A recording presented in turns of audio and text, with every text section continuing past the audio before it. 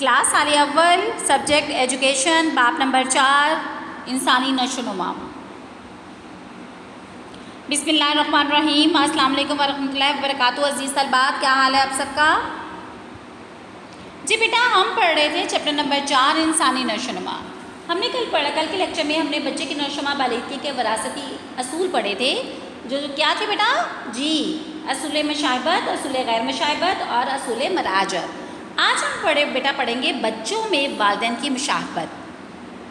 دیکھیے بیٹا، ہر بچہ اپنے والدین ہی سے توارث کی صفات حاصل کرتا ہے۔ اس کی شکل و صورت اور دیگر خصوصیات عموماً اپنے والدین سے مشابہ ہوتی ہے نا، ملتی جلتی ان سے ہوتی ہیں۔ یہ بات بہت حد تک درست ہے کہ میں بعض اوقات ایسے نہیں ہوتا۔ اس کی وجہ یہ ہے کہ توارث کا دار جینس پر ہوتا ہے نا، اور ان کے آپس میں ملنے کی ترتیب پر ہوتا ہے۔ یہ سچ ہے کہ ہر بچے کا جینس اپنے والدین سے ہی ملتے ہیں، لیکن ان کی ترتیب کیا ہوگی یہ کوئی نہیں جانتا۔ اب کہ بیٹا، ایک والدین کے ہاں پیدا ہونے والی اولاد میں سے کسی بچے کی صورت میں ایک قسم کے جینس کا زیادہ اثر ہوتا ہے تو دوسرے میں کسی قسم کا کم، تیسرے کی صورت میں تیسری قسم کے جینس کا اثر ہوتا ہے۔ چنانچہ الگ الگ صفات کے حامل جینس کے باعث ملنے کی وجہ سے ہی ایک والدین کے ہاں پیدا ہونے والے بچے نہ صرف آپس میں ایک دوسرے سے مختلف ہوتے ہیں بیٹا، بلکہ بعض اوقات وہ والدین سے بھی مختلف ہو جاتے ہیں۔ اب اس کی وجہ کیا ہے کہ یہ صفات ان کو دیکھیں، ان جینس میں موجود توارث کے اثرات کی بدولت بچے والدین کا ساتھ جسمانی ساخت، قد و قامت، چال ڈال، رنگت، خد و خال اور ذہنی صفات وغیرہ حاصل کرتے ہیں۔ جی آگے بیٹا، ماحول، انوائرمنٹ۔ اب دیکھیں بیٹا، ماحول کے اثرات دراصل کسی فرد کی ذات میں تغیرات لانے یعنی تبدیلیاں لانے والے ایسے اثرات ہیں جو باردار خلیے بننے کے بعد اس پر خارجی طور پر اثر انداز ہوتے ہیں۔ اب دیکھیں، اس میں مثال ہم ایسے دیکھتے ہیں بیٹا کہ جیسے ایک پودے کے پیدا ہونے اور اس کی نشو و نما پر آب و ہوا، کھاد اور پانی وغیرہ وہ اثرات ہیں جو اس پر خارجی طور پر پڑتے ہیں نا، اس لیے ان کو ماحول کا نام دے دیا جاتا ہے۔ ماحول بچے کی شخصیت پر بیٹا بہت اہم اور بنیادی اثر ڈالتا ہے۔ بچوں کی آپ دیکھیں کہ آپ کی بہت ساری بے شمار دلچسپیاں، قسم کی عادتیں، عجیب و غریب انداز فکر ان کے ماحول کے باعث ہی ہوتے ہیں۔ بچہ جب ماں کے پیٹ میں بیٹا ہوتا ہے تو بھی ان پر پڑنے والے جملہ اثرات ماحول کے اثرات کہلاتے ہیں۔ مثلاً کیا کہا جا سکتا ہے کہ ماں کی بیماری، خوشی، خوراک، آرام، ماحول، یہ تمام چیزیں جو ہیں وہ کیا ہیں؟ ایسے عوامل ہیں جو پیدا ہونے والے بچے کی شخصیت پر اثر ڈالتے ہیں۔ لیکن ماحول کے نمایاں اثرات بچے کی پیدائش کے بعد ظاہر ہوتے ہیں، کیونکہ ہم ماحول کی بات کر رہے ہیں نا، کیونکہ پیدائش کے بعد ہم ان اثرات کو مشاہدہ یا ان طریقوں سے بھی دیکھ سکتے ہیں۔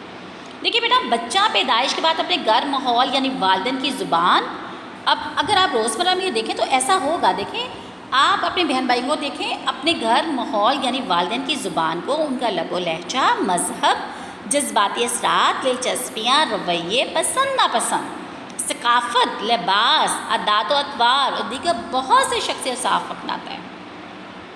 میرا خیال یہ مکمل احاطہ ہو گیا کہ بچہ جو ہے وہ گھر کے ماحول سے، اپنے والدین سے کیا سب کچھ ہی وہ سیکھ رہا ہے، کیونکہ دیکھیں کہا جاتا ہے نا، پہلی درسگاہ جو ہے بچے کی وہ کون ہے بیٹا؟ اس کی ماں کی گود ہے۔ پھر وہ اسکول جاتا ہے جہاں اس کے اپنے محلے کے علاوہ دوسرے محلے کے بچے بھی موجود ہوتے ہیں، کیونکہ دیکھیں اب وہ معاشرے میں آ گیا نا، کمیونٹی میں آ گیا۔ علاوہ یعنی اس کے علاوہ کہاں پہ کیا ہے؟ استاد بھی موجود ہوتا ہے۔ لہٰذا وہ اس ماحول یعنی تعلیم، کتب، اساتذہ اور ہم جماعت ساتھیوں سے بہت کچھ بیٹا سیکھتا ہے اور حاصل کرتا ہے۔ ماحول کے دیکھیں، اب یہاں پہ ہے کہ اگر آپ بچے کو اب کسی نے کیا اس کے بارے میں نا، کسی تنقید نگار نے کہا کہ آپ بچے کو میرے حوالے کریں، آپ جو چاہیں گے اس کو وہ بنا دوں گا۔ گویا وہ بچے کو بگاڑنے اور بنانے کا ذمہ دار ماحول کو ٹھہراتا ہے۔ اب کیا ہوا کہ آپ بچے کو میرے سپورٹ کر دیں، آپ جو چاہیں گے اس کو وہ بنا دوں گا۔ اس کا مطلب کیا ہوا بیٹا کہ بچہ خود تو کچھ بھی نہیں ہے، اس کو بنانا یا بگاڑنا جو ہے وہ تو ہمارے اپنے ہاتھ میں ہے۔ اسلام نے بیٹا اس کی وضاحت یوں کی ہے کہ بچہ اسلام کی فطرت پر معصوم پیدا ہوتا ہے، کہ بچہ اسلام کی فطرت پر معصوم پیدا ہوتا ہے۔ والدین یا معاشرہ یعنی ماحول اس کو یہودی یا عیسائی بنا دیتے ہیں، اور یہ ماحول کے اثر کی واضح دلیل ہے بیٹا ماحول کے ذریعے انسان مختلف قسم کے تجربات کو اپنی شخصیت کا جزء بنا لیتا ہے نا، اور اپنے ان کے آخری لمحات تک ان کو وسعت دیتا رہتا ہے، آگے بڑھاتا رہتا ہے، سیکھتا ہے نا ہر مرحلے میں۔ عمدہ تعلیم و تربیت کے لیے موافق ماحول نہایت ضروری ہے۔ یہ ایسی بیٹا وہ قوت ہے جو فیصلہ کرتی ہے کہ ایک شخصی استعداد یا فطری صلاحیتیں کس حد تک آگے بڑھ سکتی ہیں۔ اگر دیکھا جائے بیٹا تو دنیا میں جتنی بھی نامور ہستیاں پیدا ہوئی ہیں، اگر انہیں موافق ماحول میسر نہ آتا تو آج دنیا ان کے کمالات سے محروم رہتی، جیسے قائد اعظم علامہ اقبال، امام غزالی، ابن خلدون، آئنسٹائن وغیرہ کی کامیابیوں میں ماحول کے اثرات بہت نمایاں تھے۔ بیٹا ہمیں اس حقیقت سے انکار نہیں ہے کہ عمدہ سے عمدہ ماحول بھی کسی بیوقوف کو عقل مند نہیں بنا سکتا، لیکن تعلیم و تربیت جو ہے عمدہ غذا، حفظان صحت کے اصول اور دیگر حالات بچوں کے نشو و نما پر گہرے اثر ڈالتے ہیں۔ مثلاً دیکھیں، ایک اعلیٰ ذہانت کا بچہ اگر ماحول میں ایک ایسے ماحول میں آنکھ کھولتا ہے جہاں غربت ہے، والدین ان پڑھ ہیں، اسے تعلیم حاصل کرنے کے موقع نہیں ملتے، تو اس بچے کی ذہانت کیسے پھلے پھولے گی؟ اس طرح کم ذہین بچے کو اگر ایسا تعلیمی ماحول دیا جائے جہاں اعلیٰ قابلیت کے حامل اساتذہ پڑھاتے ہوں، پھر بھی وہ نمایاں کارکردگیاں ظاہر نہیں کر سکتا۔ اب آپ کے سامنے دونوں مثالیں آ گئیں۔ اب سوال یہ ہے کہ توارث کے ماحول میں سے بچے کی نشوونما شخصیت پر کس کے اثرات زیادہ ہوتے ہیں؟ یعنی یہ کہ بچہ صرف توارث سے ہی ایسا قبول کرتا ہے یا وہ ماحول سے کچھ بنتا ہے؟ بیٹا حقیقت یہ ہے کہ فرد کسی بھی ایک عنصر یعنی ماحول یا توارث کی پیداوار نہیں ہوتا۔ اب دیکھیں، گندم کا بیج ماحول کی بدولت چنا پیدا کر سکتا ہے یا کسی انسان کے حیوان پیدا ہو سکتا ہے؟ اس لیے یہ کہنا زیادہ صحیح ہے کہ انسان، حیوان اور نباتات اپنے توارث اور ماحول کے درمیان تفاعل کا نتیجہ انداز ہوتے ہیں۔ البتہ انسان کے کسی کردار میں توارث کا حصہ زیادہ ہوتا ہے اور کسی میں ماحول کا، لیکن یہ کبھی بھی نہیں ہو سکتا کہ ایک انسان میں صرف توارث کا اثر ہو اور ماحول کا اثر نہ ہو۔ توارث ماحول دونوں ہی فرد کی نشو و نما پر اثر انداز ہوتے ہیں۔ توارث کی تاثیر کے متعلق تو یہ ہے کہ بلند قد و قامت والدین کے بچے بالعموم اس قد و قامت کے ہوتے ہیں، وہ اپنے والدین کے جسمانی ساخت کا اثر بھی اس طرح قبول کرتے ہیں، لیکن توارث میں ملنے والی صفات اور خصوصیت ماحول کے اثرات پڑنے سے ان کی حیت میں کچھ تبدیلی آ جاتی ہے۔